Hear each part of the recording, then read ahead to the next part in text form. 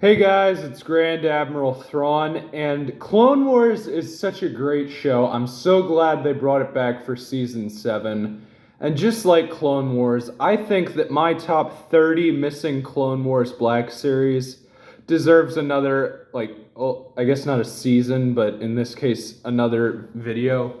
So I made this list of another 15 missing Clone Wars Black Series. These are 15 characters who either don't have an action figure or I feel like they need a re-release of one because they're either so expensive or it's just very outdated. But anyway, time to get into it. These are 15 other Clone Wars characters that don't have a Black Series. And just a side note, I don't think Hasbro is watching my videos, but a lot of the characters from my other two parts have gotten a figure. The top 5, only one has yet to get an action figure, and it's Savage Opress, unfortunately. But hey, that's still really good news. And anyway, let's get into it.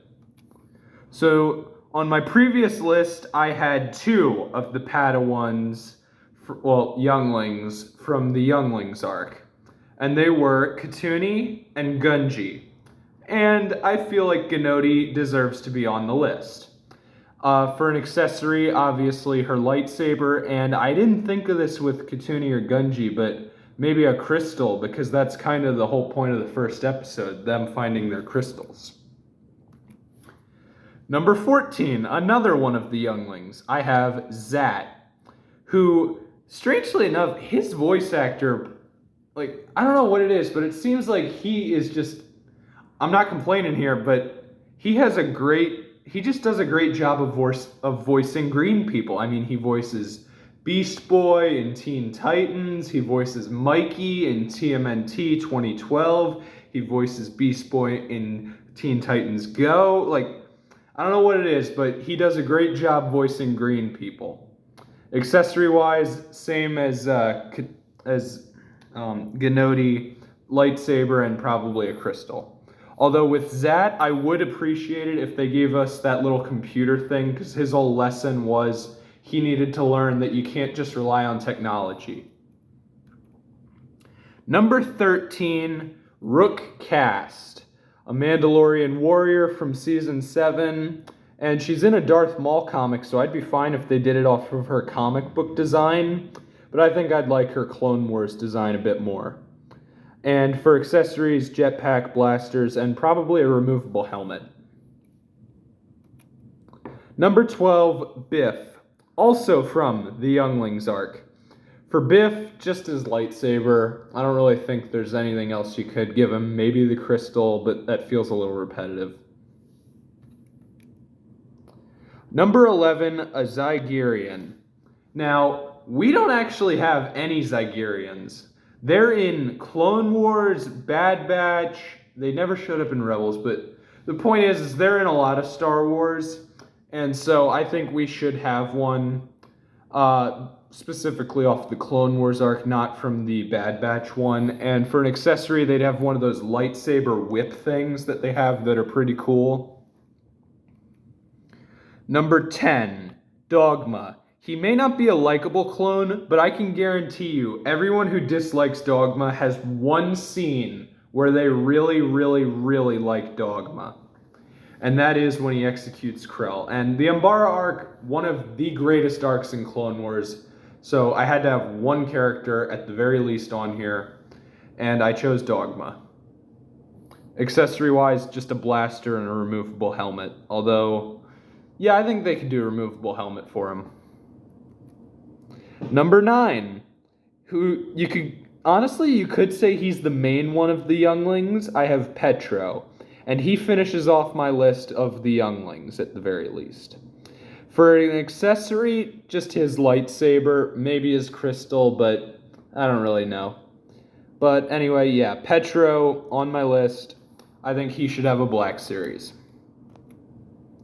Number 8, we finally get to a clone on a list about 15 Clone Wars characters. Well, actually, no, we had Dogma. Anyway, Kix, one of the main clones in Clone Wars, and he doesn't have a Black Series, and I think I think Kix should have one. He is the clone that in canon is the longest surviving clone because after fives and everything, he removed his chip and then Dooku put him in hibernation and everything, and it's like even during Force Awakens, he's alive. Anyway, point is, Kix should have a Black Series. He's a main character in Clone Wars, and he's a very important clone, and he's your clone medic. You gotta have a medic. So obviously for accessories, he needs the backpack with the medical supplies and then just a blaster. And maybe a removable helmet. Number 7, a very main character that I can't believe I forgot on the other two lists, Satine. Now, Satine, she's a Mandalorian, so I have very high hopes that we're going to get her, and it's very likely we will because basically anyone who's a Mandalorian eventually will get a Black Series. They just sell really good. Oh wait, for an accessory, her little blaster from the one arc, although it wasn't really a blaster, it's more of just a stun thing. Anyway, yeah. Number 6, a clone officer, specifically the clone holding a sandwich. Yes, we need clone officers. We don't have any clone officers. We've got clone troopers, like all that. We don't have any clone officers. So I really want a clone officer, and specifically the one holding a sandwich. Top 5, here we go. In 5th place, I have Rako Hardeen. He's from a main arc in Clone Wars, and yes, it is just Obi-Wan, but I'd appreciate it if they also called him Rako Hardeen. Accessory-wise, sniper rifle, but also the helmet, because that's a cool helmet. And he just has a really cool design, so he also has to have a removable helmet. Number 4, a character who actually does have a Black Series, but is just, it is so expensive to get that figure that we need a re-release of the GOAT Plo Koon, one of the greatest Jedi. Clone Wars made him such a great character. He's amazing in Clone Wars. Anyway, we need a Plo Koon Black Series, and for some reason, they refuse to make a wall art for Revenge of the Sith. So if they didn't do it in Clone Wars, I'd be fine if they did him for Revenge of the Sith, but I'd honestly prefer Clone Wars. Accessories, his lightsaber. You really were the GOAT, Plo Koon. Okay, number 3. What happens to be my personal favorite design of Obi-Wan Kenobi. I know, a bunch of people just love his Clone Wars armor one.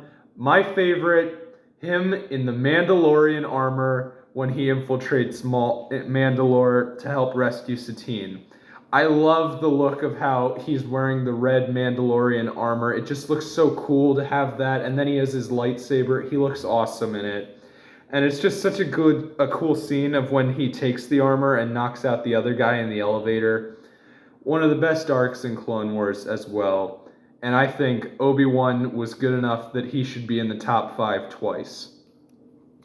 In 2nd place, another character that I feel so bad that I left out on my last 2 lists. However, Hondo already has a Black Series. But it's not from Clone Wars. It's not even from Rebels. It's just from Galaxy's Edge. And so I think Hondo, he deserves one from Clone Wars. And besides, to quote Hondo, I smell profit. But now, number 1, the character that I cannot believe the most out of all the characters that I forgot for my first 2 videos, Gregor. Okay? Gregor, an amazing clone. He is possibly the best part of the D-Squad arc, and I'm one of the people who likes D-Squad. But even people who hate the D-Squad arc admit that Gregor is amazing because he's a clone with amnesia, he's a clone commando on top of that, and Gregor's just such a cool character with an amazing armor design. He's got one of my favorite clone armor designs, so I feel like we need him in Black Series form. Speaking of clone commandos, we're getting a lot of them in Black Series, and I feel like Gregor is a welcome addition that we should get. Also, I plan on doing 2 Black Series reviews of Clone Commandos soon. But anyway, this is Grand Admiral Thrawn signing off. I may do another one, like Clone Wars came back twice, but I feel like this is a good ending for it.